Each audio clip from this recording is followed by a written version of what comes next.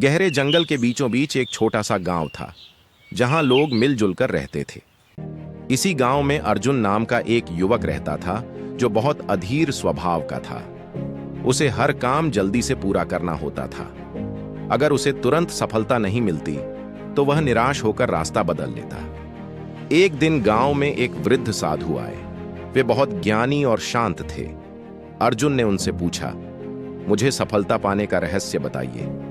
मैं बहुत मेहनत करता हूं, लेकिन मुझे परिणाम तुरंत नहीं मिलते, जिससे मैं निराश हो जाता हूं। साधु मुस्कुराए और बोले, कल सुबह सूर्योदय से पहले नदी के किनारे आओ, तुम्हें इसका उत्तर वहीं मिलेगा। अर्जुन बेचैनी से अगली सुबह का इंतजार करने लगा। सुबह होते ही वह साधु के पास पहुंचा।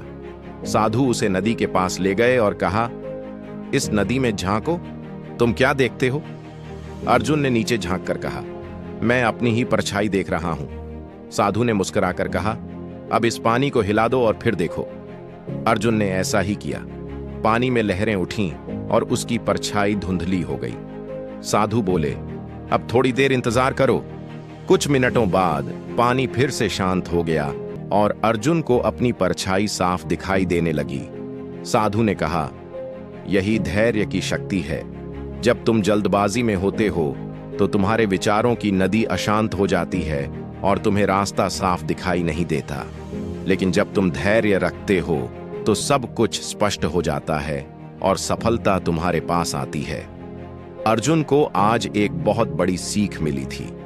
उसने निश्चय किया कि वह अपने जीवन में धैर्य का अभ्यास करेगा। कुछ वर्षों बाद वह गांव का सबसे सफल व्यापारी बना, क्योंकि उसने हर कठिनाई का सामना धैर्यपूर्वक किया और कभी अधीरता में अपने लक्ष्य को नहीं छोड़ा। इस कहानी से हमें यह शिक्षा मिलती है कि धैर्य ही सफलता की कुंजी है। अगर हम शांत और धैर्यवान रहेंगे तो जीवन में हमें हर लक्ष्य स्पष्ट रूप से दिखाई देगा और उसे पाना आसान हो जाएगा।